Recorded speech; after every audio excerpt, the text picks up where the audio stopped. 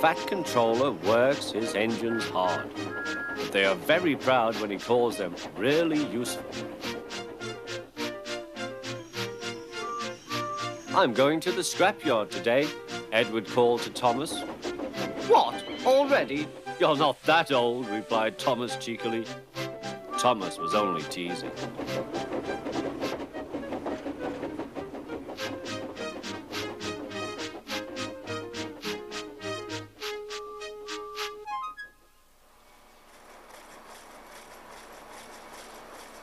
The scrapyard is full of rusty old cars and machinery.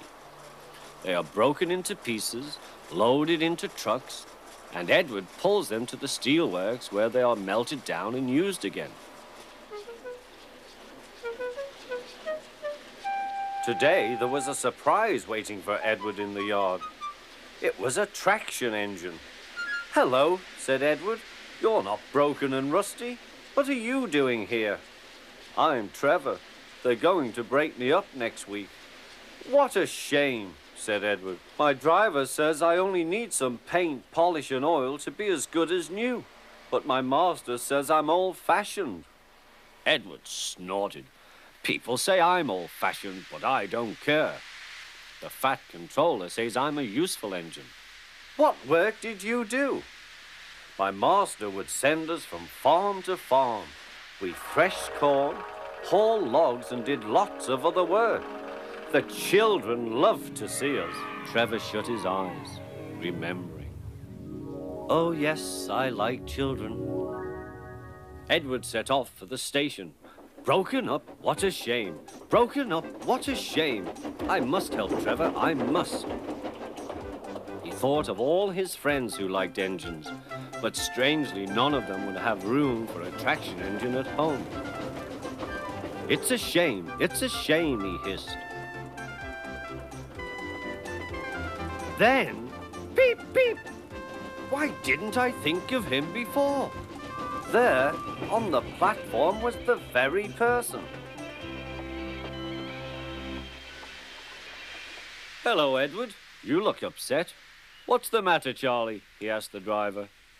There's a traction engine in the scrapyard, Vicar. He'll be broken up next week. Jem Cole says he never drove a better engine. Do save him, sir. He saws wood and gives children rides. We'll see, replied the vicar. Jem Cole came on Saturday. The Reverend's coming to see you, Trevor. Maybe he'll buy you. Do you think he will? Asked Trevor hopefully. He will when I've lit your fire and cleaned you up. The vicar and his two boys arrived that evening. Trevor hadn't felt so happy for months. He chuffered about the yard. Show your paces, Trevor, said the vicar.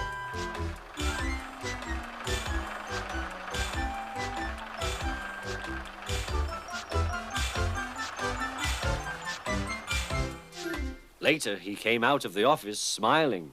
I've got him cheap, Jem, cheap. Do you hear that, Trevor? Cried Jem. The Reverend saved you and you live at the vicarage now. Peep, peep, whistled Trevor. Now Trevor's home is in the vicarage orchard, and he sees Edward every day.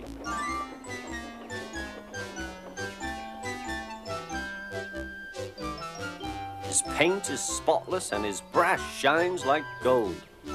Trevor likes his work, but his happiest day is the church fete. With a wooden seat bolted to his bunker, he chuffers round the orchard, giving rides to children. Long afterwards, you will see him shut his eyes, remembering. I like children, he whispers happily.